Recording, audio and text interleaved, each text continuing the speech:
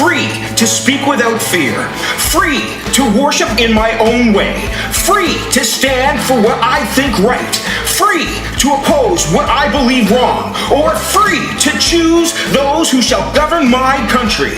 This heritage of freedom I pledge to uphold for myself and all mankind, because I am a Canadian.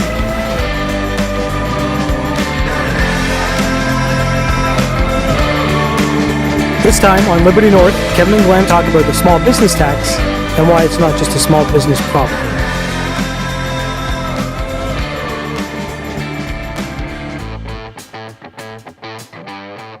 Hi, I'm Kevin and welcome to the Liberty North podcast. Hi, I'm Glen. Welcome back. Today we're going to try to at least dig in a little bit to the small business tax that the Trudeau government has introduced. And I believe, Kevin, if I remember correctly, most people have until, I think it's October 2nd, for if there's any issues with the tax reform, the proposal that Trudeau's put forth. Accountants, small businesses, people, October 2nd is the deadline where the Liberal government's taken suggestions or possible changes. I think that's correct. I wouldn't want to wait.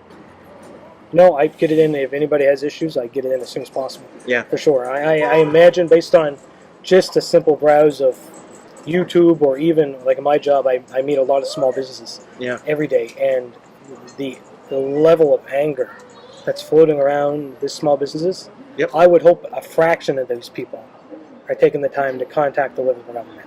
I would hope. Because you would think if there's a proper amount of people responding, Trudeau and his team has got to take a serious look at what's happening. Yeah. There's a clip on YouTube. It's a clip from CBC News Network that they did a couple weeks ago, and it's small business taxes while closing loopholes hurt companies.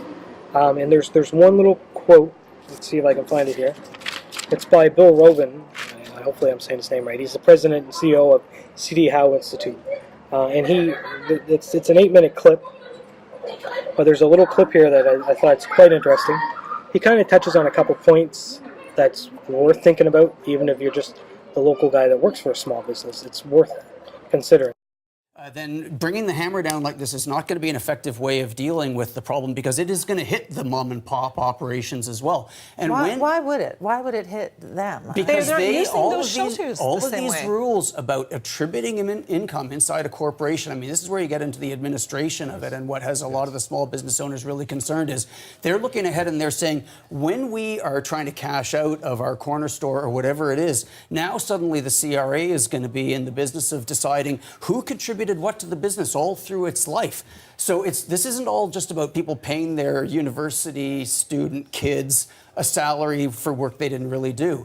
There are businesses where people in families are pitching in, and all of a sudden they're going to have record keeping to figure out what everybody contributed. So they say there will be transition rules. Easy to say. I think that's going to be a huge problem. This is the point. So I think he raises some good points. I think so. Back to the small business. I know Trudeau, when he was running for his campaign, he first introduced this. He introduced it as there's a lot of rich people out there using small businesses as an excuse to hide their taxes. Yes. And earn their money. That's what he said, yeah. The type of job that I do, I visit so many small businesses, as I've mentioned already. I've yet to meet one that falls into that category. I'm sure I've probably talked to a couple, but one example is a guy I was talking to this week down in southwest Nova Scotia. He's been in business now on his own for about, I believe, 30 years. He started out as just a one-guy operation selling stuff out of the back of his truck. Yeah. Now he runs a multi-million-dollar business. Right? It's mainly a seasonal type of operation. Okay. But he made an interesting point, and he kind of touched on this about what our mom and pop shop's going to do. This quote that we just heard. He said, in his case, he's been in business long enough. He doesn't have a mortgage on his property anymore, on his building, so it's good for him. But he said, if down the road, a year from now, if hard times hit and the economy gets rough, he said all these businesses under this old tax reform was able to save money, hoard money away, so they could recover through this time. Yep.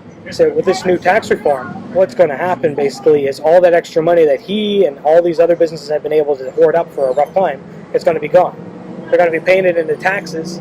Say this local small clothing company, suddenly, say cotton goes through the roof, and they're having a tough time getting it. all that money that they would have been able to save up is gone. The government has it. You're going to see an exodus of small businesses disappearing, basically going out of business, because the money they once had is now in the Liberal government or the government of the day, basically. I never really thought of it. I mean, I'm obviously not a small business owner, so what do I know, really? Yeah. It's a real big concern.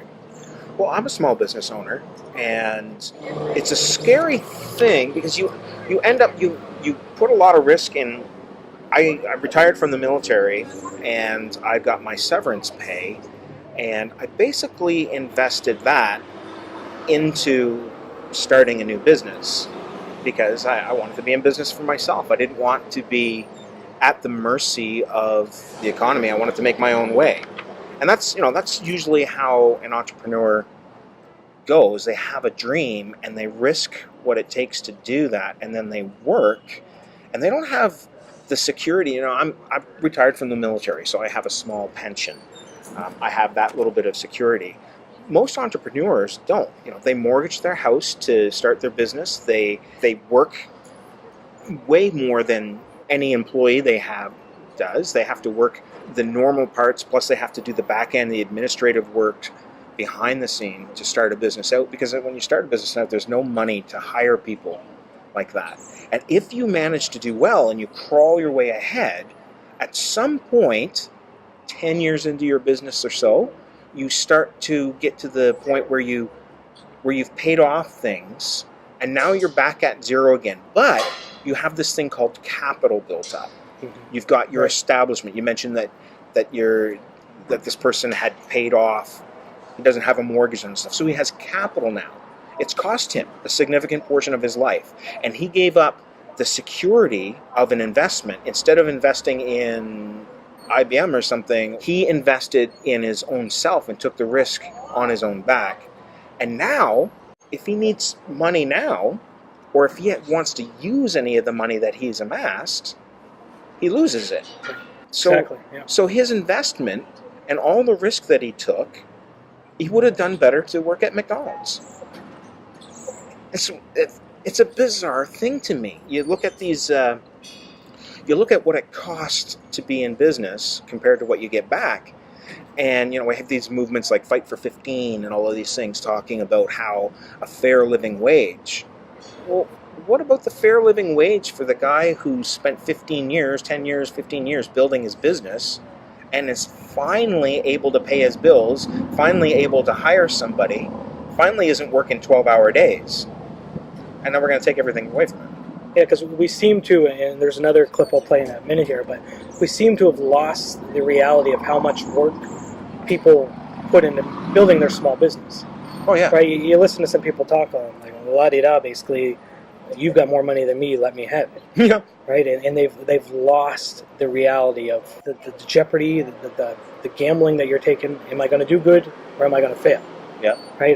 There was a quote a guy was saying, the way he put it was, this appears to be actions without strategy. And we see this with friends and family and businesses and governments. Then he calls it's react, tax, feed the machine. React, give the few social justice warriors their demands. Mm-hmm. And then reality, fewer businesses are setting up shop here. And reality, higher ratio of Walmart and McJobs. Yes. Right? So you've got the people get the short-sighted wishes, the fake CEOs with 3 vacation homes get kids' taxes. And then when really the 2 gals setting up shop after university, they set up in Massachusetts instead of here in Canada. That's right. Small businesses disappearing, or not even thinking about coming here, is going to be a direct result of this react tax, basically. Oh, absolutely. That the Trudeau government's talking about.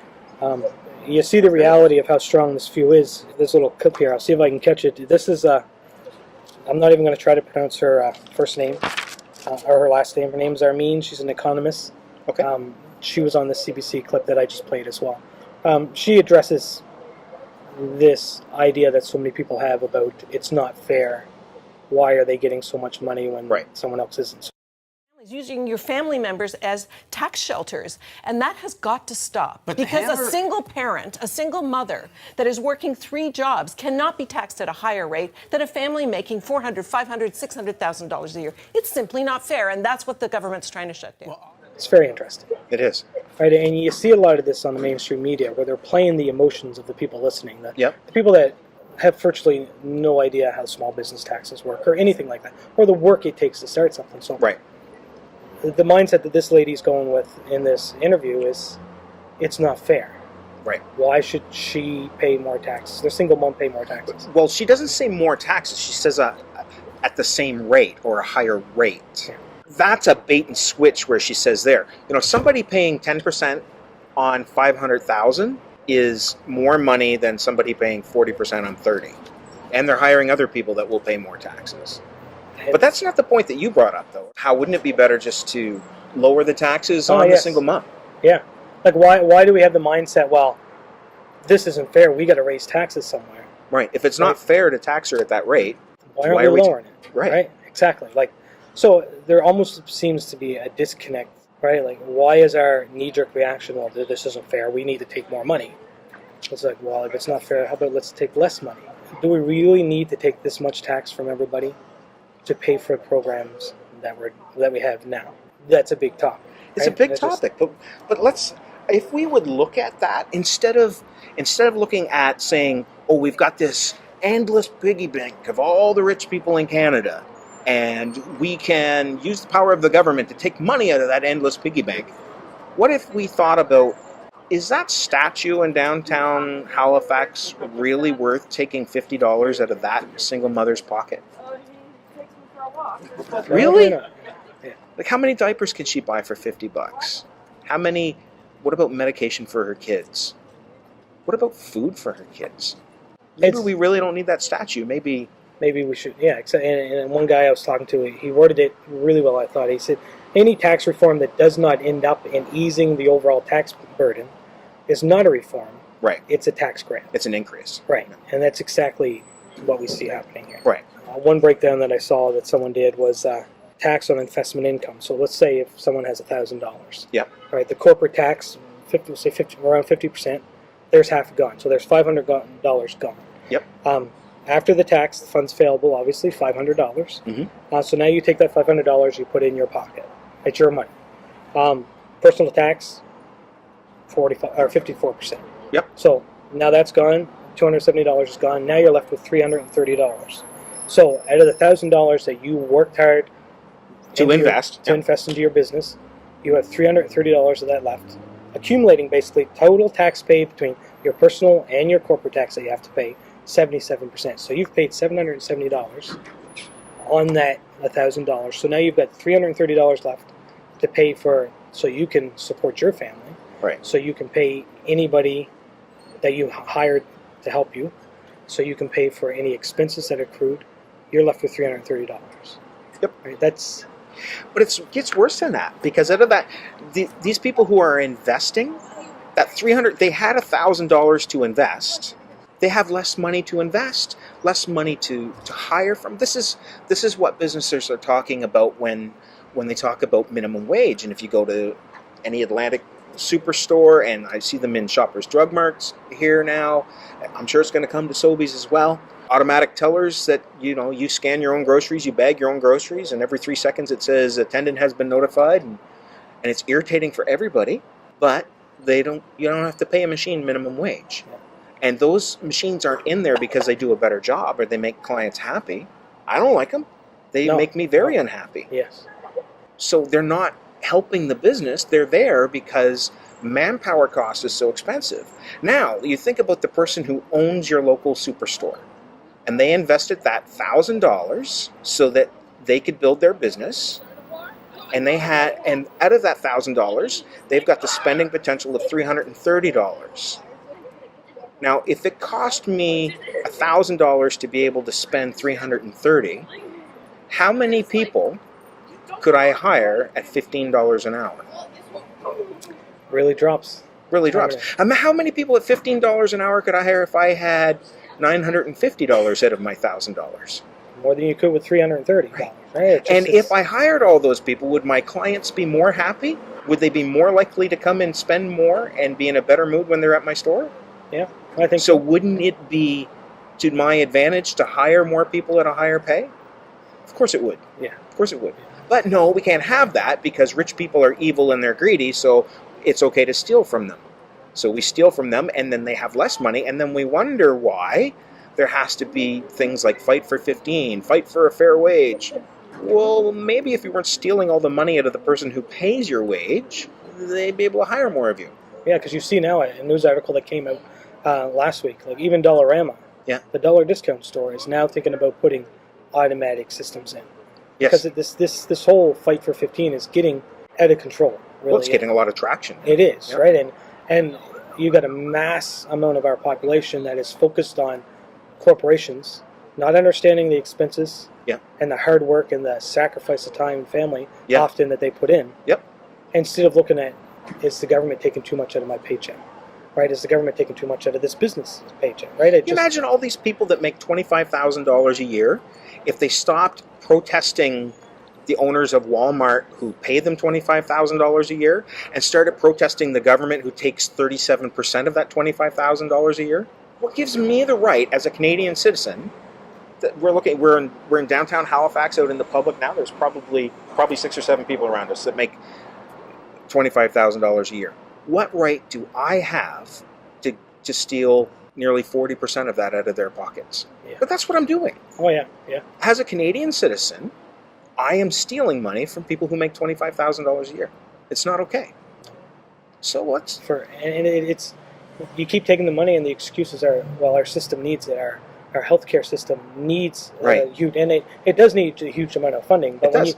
when you keep pumping more and more money in it, and our system is getting worse and worse, taxation is not the answer, That's right. right? And I think we've completely lost, most of us anyhow, the ability to think, hey, something's wrong here. Taking more of my hard-earned money is not the answer, right? But this next clip, and this is Armin again. She makes a lot of interesting points. You know, when we talk about these things, people get kind of ballsed up about it being this major change to a small business taxation systems. What it is a major change to the loopholes that were introduced in the small business taxation system. Loopholes that did not fall off the turnip truck. They were like introduced in the 1970s and then in the 1990s, and the last range of loopholes were in the 2000s. So if you're a legitimate business using these measures to actually help you grow your business, you're not going to have a problem. But if you're using it to shelter your income from income taxation, which you can do if you're a private corporation, then you're going to get dinged. And that's exactly what the Canadian taxpayer wants to see, is fair taxation, so that the single mom is not paying a higher rate of taxation on her income than somebody that is privileged enough to have hundreds of thousands of dollars of business income. I really don't like, and you can probably explain this better than me, but I don't like how she keeps referring to it as loopholes, right? And there was another guy I was listening to last week, and he addressed this point too, where why do people keep saying loopholes when the Ontario government, I believe it was in the 90s, specifically in one of the government's election campaigns, like addresses this, like we're putting these in this place to benefit the small business, right? So this isn't something that the government missed. Right. Since the 70s or even earlier on. This has been put in place for the sake of growing the economy. Right? If we removed all the small businesses or made it harder, it's going to really impact us. Well, it comes back to the same thing that we were talking about with the $1,000. It's in government's best interest. It's in the public's best interest that businesses be able to thrive, because when they thrive, they hire more people have more money, and then people are better off. This is why we want to grow the economy. That's basically what it is. The thing about loopholes is I'm in my late 40s and I filled out my taxes a bunch of times. And I've hired accountants to do it. I've used computer software to do it. Never once have I been able to find a way to add a box to any of these forms and say, well, they didn't say that I can't claim this, so I'm going to write this box in, and I'm going to claim this money. Like, I haven't figured out a way to claim money that isn't legally already there. There's laws in place for the things that can happen. So it's not a loophole. It's not something where they sat down and they said, oh, we found a way to scam the system. Yeah. Because all of the claims have to be enacted by law. This is something that was put in place. So you try it this year when you do your taxes. Draw a new box on your tax form and claim $1,000. You'll get it back. Trust me. You found a loophole. It's not. Yeah. Don't do that. It's not going to happen. You'll go to jail. Yeah. Bill Robin makes the point as well that right now in this country there's a situation where a high income earner has a hard time saving for retirement. Also. Yes. So his point he was trying to make was that you have these instances where these high income earners are starting small businesses because they found a way to pay less taxes on that money so they can save more of it, and this needs to be fixed. Well, he doesn't say it needs to be fixed, but he raises the concern that with this tax change that's happening, suddenly this high income earner that has worked hard, most likely, most high income earners have worked very hard for their money, right? So he has a hard time saving for his retirement now. With these tax reforms, he's still going to have a hard time. So where does that put him in, depending on how old he is, 30 years' time, when he could never save? He's always given money. So is it fair that he should be suffering when he reaches retirement, for whatever reason? Of course it's not fair, but it's engineered. Who's a Liberal voter? The person who needs to be taken care of. You know, the vast majority of people who will vote left, either A, they understand creating dependent citizens and they want to take advantage of that, or they are a dependent citizen. I mean, if you are a hard worker who is willing to put in the hours and the investment of risk to start a business and hire and employ people, if you're somebody who signs the front side of a paycheck instead of just the back side, you want to vote for a libertarian or conservative leader, because they will tend to free you up to make it easier for you to be successful. But if you have no money left, if all of your money is gone to pay programs, and now you can't afford to pay your bills, and you can't afford housing, and you can't afford these things, who are you going to vote for? Person who says, hey, I'm going to let you keep more of your money? Well, I've got no money, so more of it is really no big deal. You're going to vote for the socialist guy, the guy who says, yeah, don't worry, we'll pay for your medical, we'll give you a car, and you'll be able to afford your brand new iPhone, and you're going to have a house to live in, and things are going to be okay. Even if they don't promise you all the wonderful things, even if they just promise you sustainability, you get a weak citizenry that are dependent on the state. So what you do, I mean, the military does this. This is a controversial thing, but if I was an avionics technician, and they train you. Military techs, fantastic, smart people, highly skilled. I was amazed at the things that they trained me to do, and the ability to think through problems and fix them.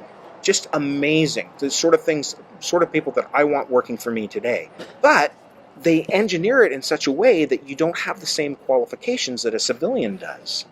So you're 10 years into the military, you're still a young man, you're in great shape, you're in great mental state, and you have all these great skills, but you are completely unemployable outside of the military, because you'd have to go back and be an apprentice again and get all the civilian tickets. That's the same way that we generate Liberal and NDP voters in Canada. We tax, make sure that you are dependent on the medical system, and then, well, you have no choice. You're 45 years old, and you've had an okay career. You don't have a lot of savings for your retirement, but you've gotten by. Do you want the conservative who's going to restrict all of these social programs, or do you want the guy who's going to make sure that you live a comfortable, or says he's going to make sure that you're going to live a comfortable retirement? The choice is easy, right? Yeah. Except for that it doesn't work. No. Yeah. But for so many, they think the choice is easy. Like, give me more mentality, or you owe me. This whole you owe me something mentality that this society is. It's a cancer in our society right now, it seems. Well, it is.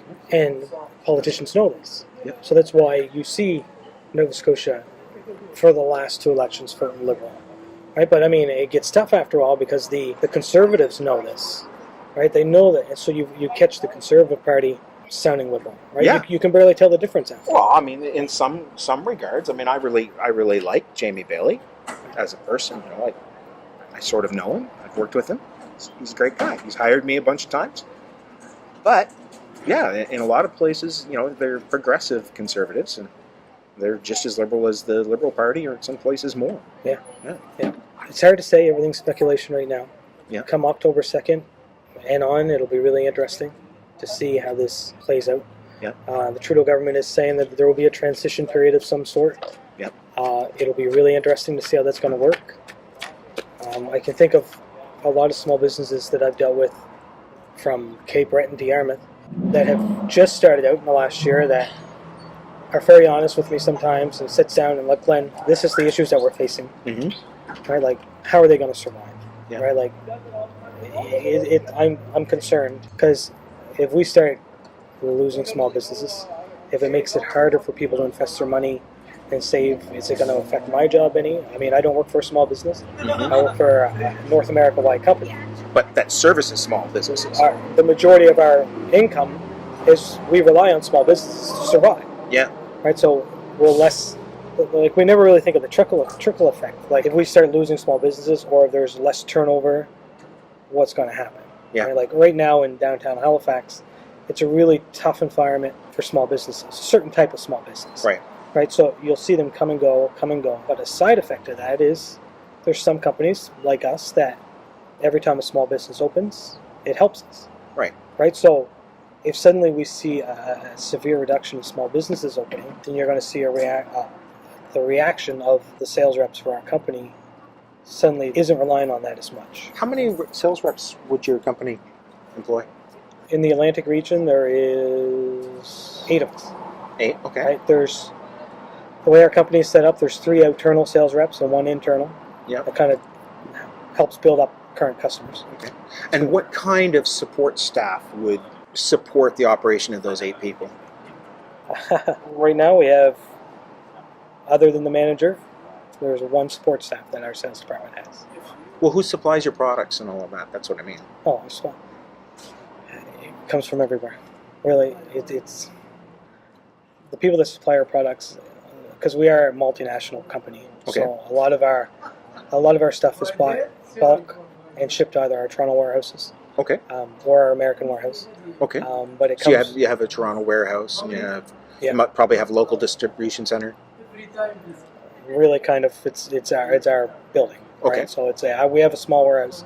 Yeah. Where we store a lot of products. Okay. A lot of our You got stuff. people there that are responsible for that material and making sure it's coming and going and ordered properly. And Yeah.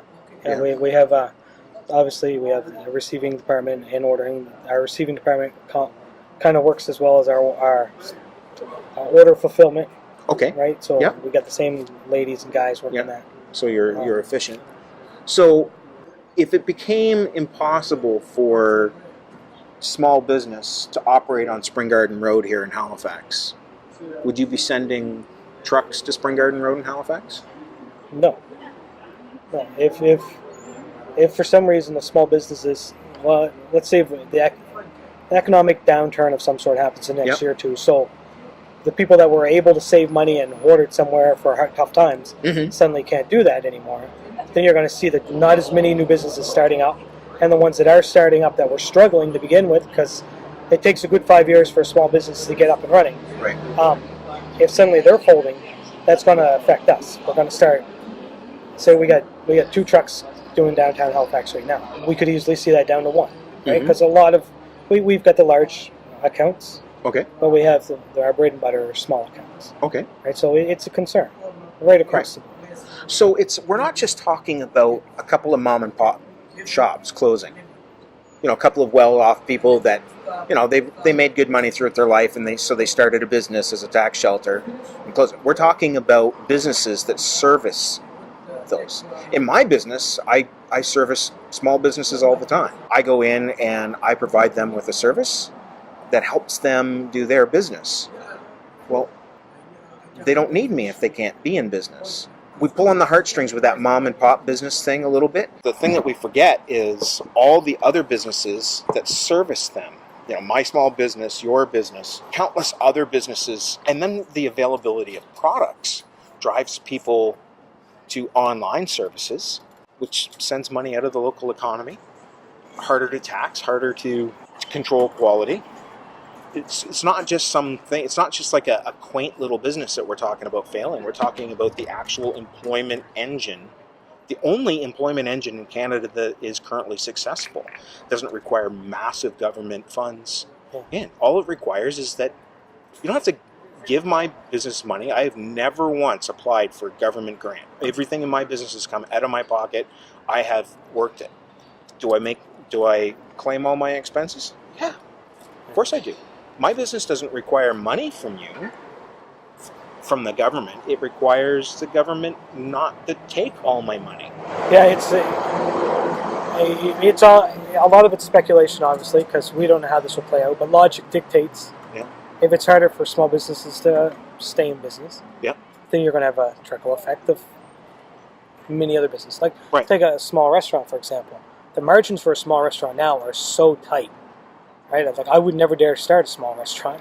No, I they would go fail all crazy. the time. Oh yeah, it's awful. Yeah. But you think of the suppliers that keep a small business going. So you think of, say, a rental company that may deliver their cloths and uniforms and stuff like that. You think of a food company that delivers their produce and their whatever food they get. Yep. You think of their fuel companies for if it's natural gas or propane. Right? Yep. There's so many. The health inspectors. Yes. Yeah. The carpenters, the cleaners, for all our talk of wanting to make sure the janitors have a living wage, well, we don't seem to mind destroying the places that hire them. Yeah, exactly. So these are all things I think I hope the Liberal government is thinking about. We could go much deeper into this. I've listened to accountants. That's their business to talk about this, and it just blows my mind. Yeah. Some people are saying like taxes right now hovering for a lot of corporate tax around 50%. It's going to be 50 plus, 77%. Like, this is serious. Yeah. Right. It's making, and you've touched on this a bit. It's turning a country of small businesses that just want to be independent into, we're going to end up relying even more on our government. Our government's going to end up, it's a trickle. You're going to see taxes continue to rise, the social programs continue to kick in place, and the end result, it's concerning. It seems what's going to happen. Well, why do people shop at Walmart? Is it because it's a nice experience? Do you like going into Walmart? No, not at all. I No. don't know anybody who likes going into Walmart. But the parking lot's always full. Why is that? Cheap prices is one Cheap thing. prices. So if there's a boutique across the street that costs, let's say, 27% more than Walmart, are you going to go into Walmart and put up with the crap there? Usually, yes. Most times you are, right? Yeah, yeah. I do. 27%. Well, that is no different for me as a business owner. Right now, as a business owner, my margins are very, very thin. And I'm in a competitive market. It's not easy to stay ahead. It's not easy. I spent all my money getting the gear that I need, and I need to replace that gear with including living on my very small margins. And if they want to tax me at 27% more than I'm currently taxed at, well, I can't stay in business. No. It's not physically possible. I'm going to shop at Walmart. Okay, I can live off the government as well. If that's what you want.